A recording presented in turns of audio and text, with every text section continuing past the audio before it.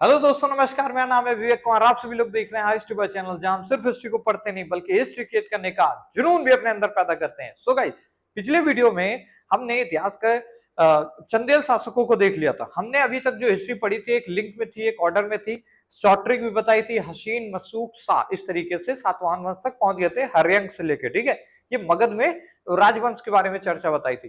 फिर उसके बाद भैया विदेशी आक्रमण हो गए थे, ISP के, हिंद, यूनानी, शक, कुषाण, ये सारी चीजें बताई। फिर हमने बताया कि गुप्त काल आ गया। गुप्त काल के बाद पुष्यभूति वंश बता दिया, जिसमें हर्षवर्धन, और हर्षवर्धन के बाद भारत में उत्तरी हिस्से में, भारत के उत्तरी हिस्से में कोई भी खतरनाक राजा फिर कोई नहीं आया जो कि पूरे बढ़िया से कंट्रोल कर सका हो पूरा, क्योंकि भारत उस समय यहां से लेके पूरी इतनी सीमा थी। चंद्रगुप्त मौर्य के टाइम पे तो अफगानिस्तान तक सीमा थी भारत की, समझ रहे हो।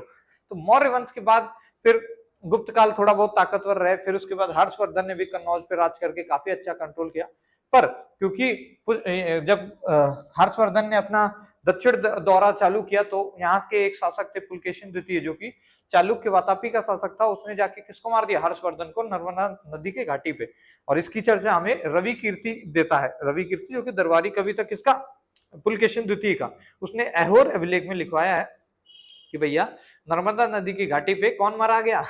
हमारे हर्षवर्धन। और हर्षवर्धन के बाद फिर कोई नॉर्थ में बढ़िया राजा आया नहीं, जिसकी वजह से क्या हो गया? त्रिपक्षीय संघर्ष चलने लग गया था। अब चलो पुरानी हिस्ट्री में नहीं जाते हैं, जो बता दिया तो बता दिया। अच्छा, तो मैं क्या कह रहा था, अभी तक एक लिंक में हम पढ़ते चले आ रहे थे कि भैया ये थे, इनको इन्होंने मारा है, तो फिर ये आ गए, फिर ये इन्होंने मार दिए, ऐसे ऐसे ऐसा ऐसा कुछ चल रहा था। पर अब आज के वीडियो में बेटा अब कुछ एक छोटे राजवंश हम लोग को देखने होंगे, जो कि एक लिंक में नहीं है। ये कुछ राजवंश ऐसे हैं जो पहले मुझे बताने चाहिए थे पर मैंने नहीं बताया, ताकि एक हिस्ट्री का फ्लो ना टूटे। फ्लो टूटेगा तो आप फिर कंफ्यूज हो जाएंगे, इतिहास समझ ही नहीं पाएंगे। अभी तक जितना भी इतिहास है, मैं कोशिश यही करता हूँ कि शुरुआत में इंट्रोडक्शन दे दूं, एक रिवीजन ले लो। हालांकि मेरी कोशिश, अब सामने आप लोग होते तो मैं टेस्ट भी लेता वगैरह वगैरह, बहुत चीजें होती, पर अभी फिलहाल तो मैं इतना ही कर सकता हूँ। तो मैं आपको अभी तक जो चीजें थी लिंक में थी अभी तक, ठीक है। अब से लिंक थोड़ा सा टूट जाएगा।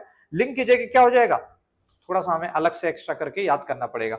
हालांकि उसमें भी टेंशन नहीं है, मैंने लगभग लगभग 8 जो राजवंश है उन्हीं के बारे में हमें पढ़ना है, और सारा PDF बना लिया है छोटा सा, ये आपको शेयर भी कर दूंगा। और चलिए शुरू कर देते हैं जल्दी से। ओके, सो मार्कर कौन सा चुन लें?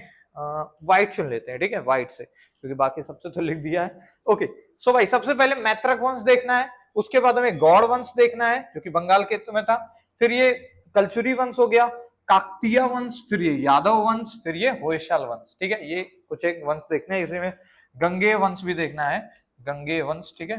अरे गंगे बोलने हाँ मतलब गंगे वंश, क्या नाम है यार? पूर्वी गंग वंश नाम है इसी का।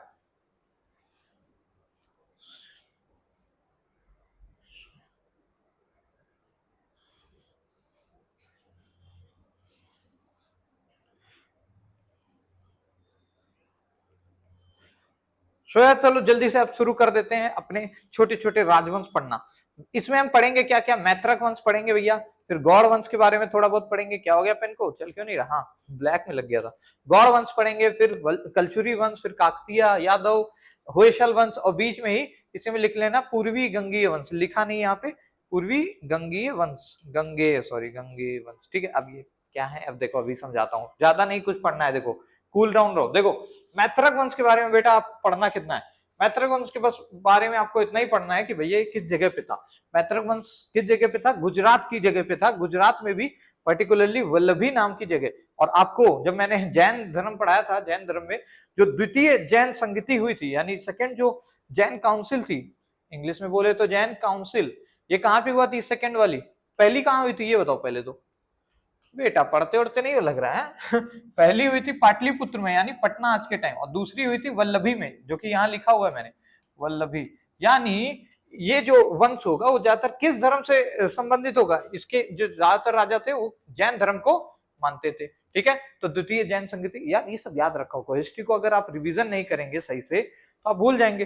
कई बार होता है मेरे साथ भी, मैं कई, क्योंकि एक तो हिस्ट्री में कई सारे नाम सेम सेम है। अभी आगे बताऊंगा, नरसिंह प्रथम, नरसिंह देव, नरसिंह वर्मन, हजारों एक ही जैसे नाम होते हैं तो और दिक्कत होती है। पर क्या करें, पेपर में तो पूछा जाएगा, तो हमें रिवीजन अच्छा से अच्छा करना चाहिए, ठीक है। अब ये नहीं कि चुनौती आ रही तो हम डर जाएं, घर में छुपा ले, नहीं हम नहीं कर पाएंगे, ऐसा कुछ नहीं होता है जो आप ना कर सकें, सिवाय बकैती के, ठीक है वो आप सभी कर सकते हैं, इतना मुझे उम्मीद है। अच्छा, तो ये वल्लभी में थी। भट्टारक, भट्टारक एक नाम है जो कि इनके क्या थे, फाउंडर थे। फाउंडर इंग्लिश में बोले और हिंदी में बोले तो संस्थापक, यानी संस्थापक कौन थे इनके, भट्टारक, संस्थापक, स्थापक, अरे हटो और भाई ये इनके बारे में बोला यही जाता है कि ये गुप्त वंश के सामंत थे, और सामंती व्यवस्था आप सभी को बता दी थी, ये शुरू चली आ रही थी कुषाण के टाइम से, ठीक है। तो ये किसके सामंत थे भैया, गुप्त वंश के सामंत थे। बस इतना ही आपको याद रखना है कि भैया गुजरात वाले एरिया में थे, गुजरात में भी वल्लभी नाम की एरिया में, और वल्लभी से अपनी द्वितीय जैन संगीति याद रखना, फिर गुप्त की सामंत थे, खत्म बात। पहले फाउंडर याद रखना है तो याद रखो भट्टारक, अदरवाइज कोई दिक्कत नहीं।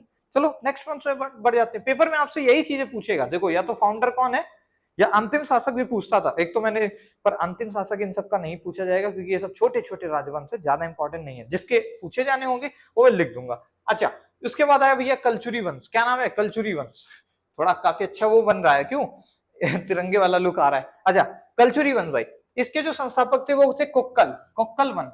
क्या नाम था, कोक्कल, इंग्लिश में बोले तो कोक, अरे यार कैसे लिखते हैं, हाँ कुक्कल वन कुक्कल प्रथम क्या थे, इनके वास्तविक संस्थापक थे। फिर भाई ये किस जगह पे था, ये त्रिपुरी नाम की जगह पे था। देखो त्रिपुरा नहीं बोल रहा हूं, त्रिपुरा बोलेंगे तो नॉर्थ ईस्टर्न स्टेट्स में चले जाएंगे, नॉर्थ ईस्ट में, जबकि मैंने बोला त्रिपुरी तो बड़ा कंफ्यूजिंग भी होता है। तो याद भी रखना त्रिपुरी कहाँ पे है भैया, मध्य प्रदेश में, यानी इस वाले एरिया में ये वंश शासन किया होगा। किस एरिया में, मध्य प्रदेश के एरिया में कलचुरी वंश ने शासन किया होगा। प्रथम शासक कौन थे, कोक्कल। अच्छा, इस वंश के जो सबसे प्रतापी शासक थे उनका नाम था गंगेय। क्या नाम था, गंगेय। और भैया इन्होंने विक्रमादित्य की उपाधि धारण की थी। अच्छा, मैंने आपको विक्रमादित्य के बारे में कुछ बताया था, ये उपाधि लगभग 14 लोगों ने धारण की। 14 लोगों ने बोला आई एम विक्रमादित्य। क्या बोला, आई एम विक्रमादित्य। पहली बार ये उपाधि किसने धारण की थी, और इसी के उपलक्ष्य में विक्रम संवत कैलेंडर भी शुरू हुआ था। मालवा के जो शक शासक थे उसने मथुरा के शक शासक को हराया। मालवा के MALWA, मालवा के शक शासक ने किसको मार दिया था भैया, मथुरा के शक शासक को मार दिया था। ओ भैया क्या कर रहे हो भाई, लिखो यार मेरी पब्लिक देख रही है।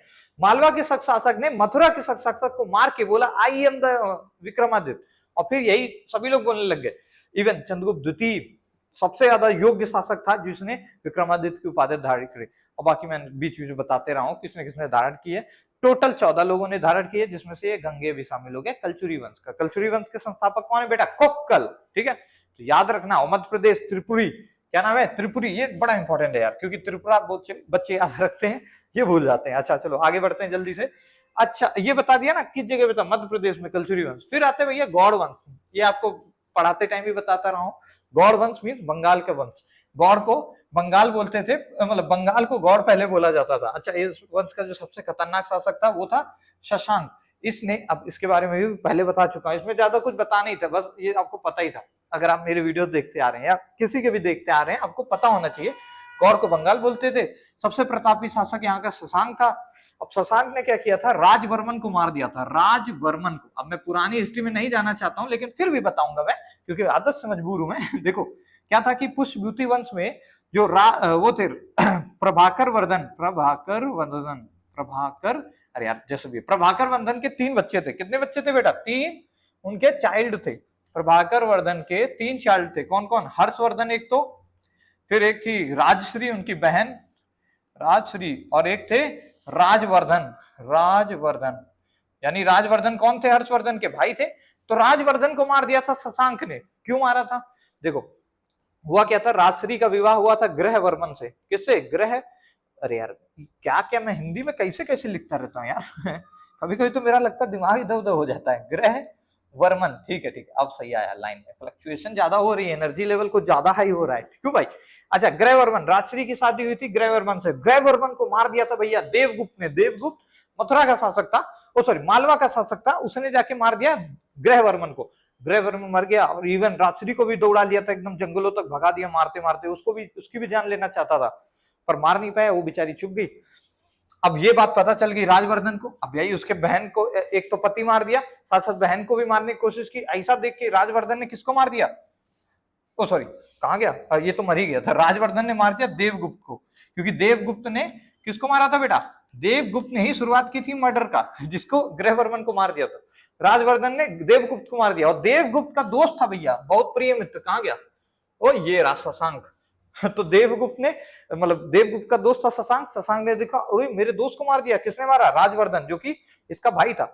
जाके किसको मार दिया? राजवर्धन को। तो यही मैंने बताना था कि शशांक ने किसको मारा था? राजवर्धन को। और फिर अल्टीमेटली हर्षवर्धन देखा कि अरे साला मेरा पूरा खानदानी चौपट कर दिया इन लोगों ने, मारा मारी, कोई किसको किसको मार रहा है। हर्षवर्धन आया और सीधे जाके शशांक को मार दिया। शशांक बहुत ही मतलब दुष्ट टाइप का था। शशांक ने क्या किया था, जो बोधि वृक्ष है, मतलब महात्मा बुद्ध जिस पेड़ के नीचे उन्हें ज्ञान प्राप्त हुआ उसको बोधि वृक्ष बोलते हैं। क्या बोलते हैं बेटा? ओह, बोधि वृक्ष। तो बोधि वृक्ष के की मतलब पेड़ को कटवा दिया था इसने। क्या करा दिया था? पेड़ को ही कटवा दिया था। और इस समय अभी के टाइम जो बोधि वृक्ष है उसकी कौन सी पीढ़ी चल रही है? छठी पीढ़ी, यानी 6 बार वो कटा है और मतलब छठी बार उग रहा है। होता नहीं, पेड़ एक बार क्या होता है, मुरझा जाता है, पूरे तरह खत्म हो जाता है, या कोई कटवा देता है, फिर लेकिन वो जमीन से उग जाता है अनटिल अनलेस रूट से उसको कोई ना तोड़ दे, है ना। तो इसने केवल कटवाया था। किसने भैया? कहाँ गया ये शशांक? मारा गया था किसके द्वारा? हर्षवर्धन के द्वारा। हर्षवर्धन को किसने मारा? पुलकेशिन द्वितीय ने, ठीक है। इस वंश में इतना ही बस। अब देखो यार, ये भैया पूर्वी गंग वंश, ये इंपॉर्टेंट है। अच्छा एरिया बताओ, इसके पहले हमने गौड़ वंश देखा, एरिया कहाँ था? बंगाल था। अच्छा, पूर्वी गंग वंश कितना बढ़िया इंडियन मैप जैसा लग रहा है, क्यों भाई? जय हिंद। तो भाई पूर्वी गंग वंश उड़ीसा के क्षेत्र में थे। उड़ीसा अगर बनाए तो ये देखो, उड़ीसा, आंध्र प्रदेश, इधर कहीं के एरिया पे है।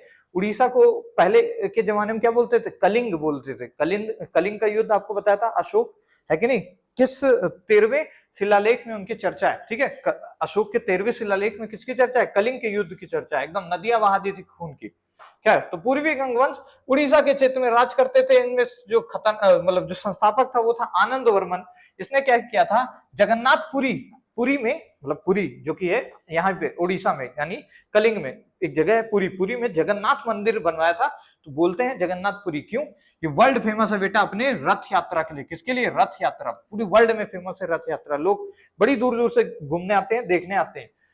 किसने बनवाया था? आनंद वर्मन। ये बहुत इंपॉर्टेंट पेपर के लिए है, फिर से बोल रहा हूँ, बहुत इंपॉर्टेंट है, क्योंकि पूर्वी गंग वंश के जितने भी राजा हैं उन्होंने ऐसी चीज बनवा दी जो कि आज के टाइम पे एकदम मतलब कोणार्क सन टेम्पल देख रहे हो, ये किस नोट में होता है? ये 5 रुपए की में भी शायद, अब तुम लोग कमेंट करना, मुझे याद नहीं आ रहा, पर ये किसी एक नोट के पीछे हमारे कोणार्क सन टेम्पल होता है, ठीक है। कोणार्क सन टेम्पल मतलब सूर्य मंदिर कोणार्क का।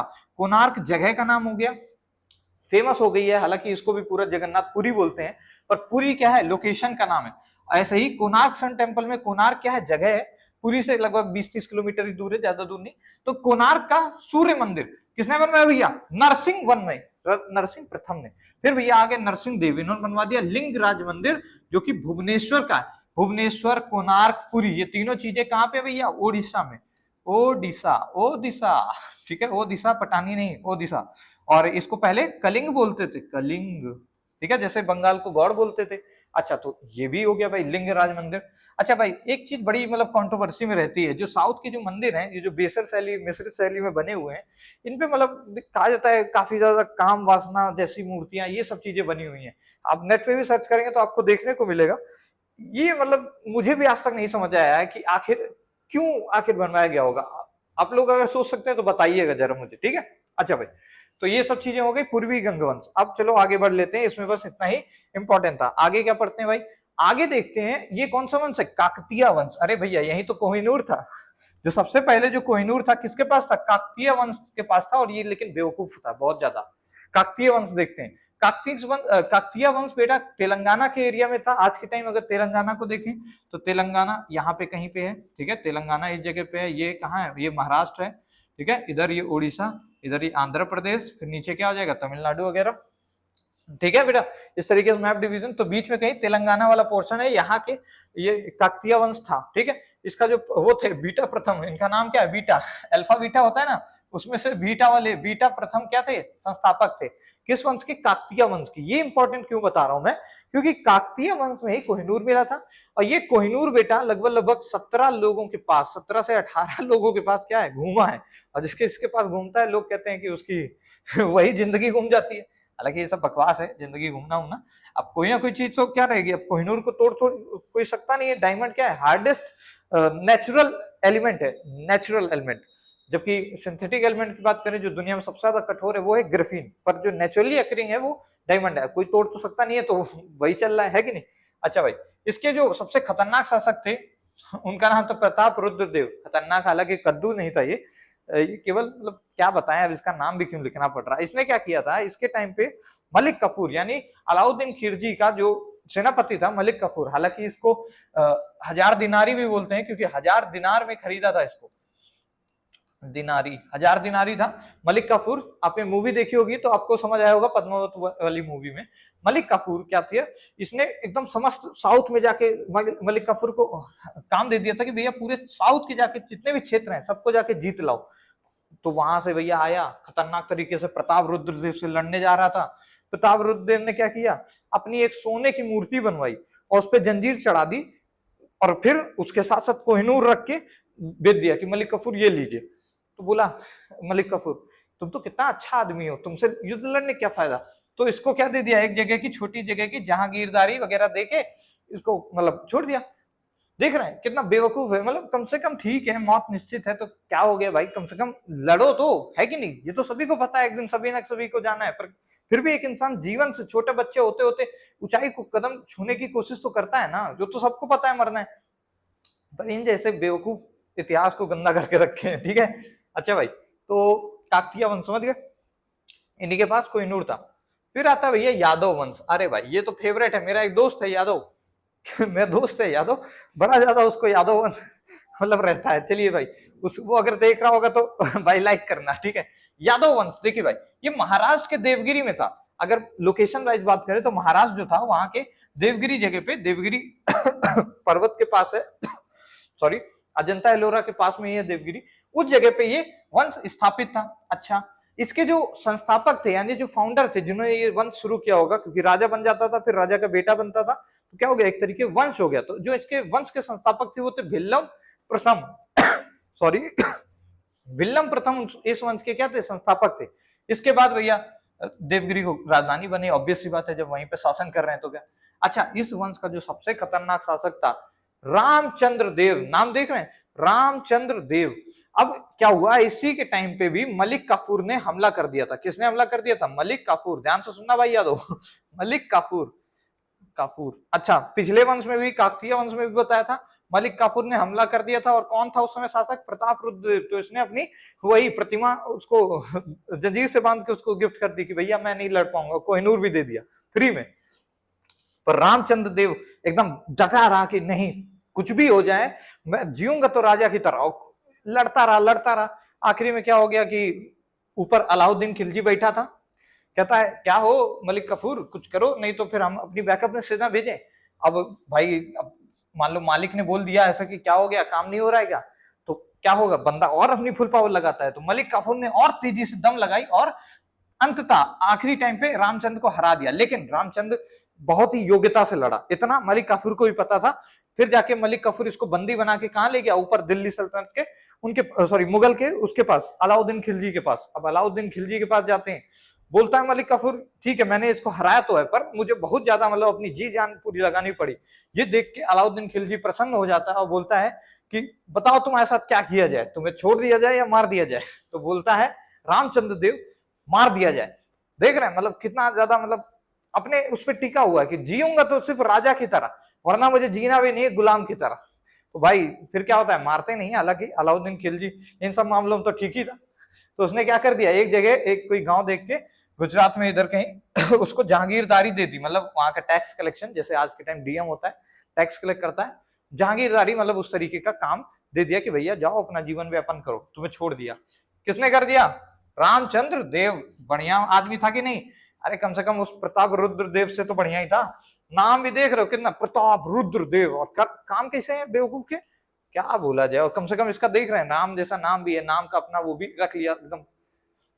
खैर चलो लास्ट वंश देख लेते हैं भैया, होयसल वंश। कौन सा, होयसल वंश। इसके जो संस्थापक थे वो थे विष्णु वर्मन। अब इसमें ज्यादा कुछ खास नहीं है। चिन्ना केशव मंदिर, कौन सा मंदिर, चिन्ना केशव मंदिर इस वंश ने बनवाया था। किसने बनवाया था, यही विष्णु वर्मन ने, ठीक है। यही संस्थापक थे, उन्होंने चिन्ना और केशव मंदिर बनवाया था।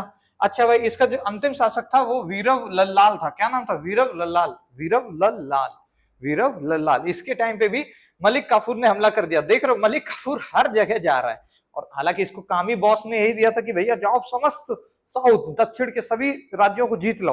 मूवी देखोगे तो पता चलेगा तुम्हें कितना बढ़िया एक्टिंग की है। मतलब उसने, क्या नाम है, अर्जुन कपूर है क्या, अरे सॉरी यार जो भी है एक्टर, रणबीर कपूर। ओके, तो भाई वीरव लाल क्या था, अंतिम शासक था, इसको पराजित कर दिया मलिक काफूर ने और फिर इस वंश का खात्मा हो गया, दी एंड। और यहां से फिर हम भी आगे दी एंड कर देते हैं दोस्तों। और जाइए, पढ़िए और खुश रहिए और देखते रहिए क्या, हिस्ट्री बॉय चैनल। ठीक है, सो वीडियो अच्छा लगा हो तो प्लीज यार लाइक करना, सब्सक्राइब करना। आज के टाइम पे वैसे भी क्या होता है अपने वीडियो ज्यादा चल नहीं रहे, सो इसीलिए मैंने बोला कि लाइक कर देना थोड़ा सा यार, मतलब अपनी भी हालत थोड़ी सही हो जाए। तुम लोग के लाइक कमेंट देख के तो हमें खुशी मिलती है कि कुछ करना है, कुछ करना है। अब तुम ही लोग ऐसा करोगे तो फिर कैसे चलेगा, क्यों भाइयों? तो ठीक है भाई, दी एंड कर दिया है, चले जाओ, अब क्या देख रहे हो मुझे ठीक है, तो शो खत्म होता है यहीं पे। नेक्स्ट वीडियो में मिलेंगे। नेक्स्ट वीडियो में हम शुरू कर देंगे हम मेडिवल हिस्ट्री। मेडिवल हिस्ट्री में शुरुआत कर देंगे कहां से, अपनी मोहम्मद गौरी, मोहम्मद गजनवी, इन सभी लोग जो लोग आक्रमण किए थे भारत में, क्योंकि भारत में एकदम मस्त माहौल था। सब शासक अपने अपने में क्या कर रहे थे, लड़ाई कर रहे थे। इधर पृथ्वीराज चौहान ने हमला कर दिया था, किधर यार ये खांसी बड़ी ज्यादा आ रही है। खैर, तो अगले वीडियो में मेडिवल हिस्ट्री पढ़ेंगे, ठीक है। So guys, thank you so much, और चलो टाटा बाय, सी यू।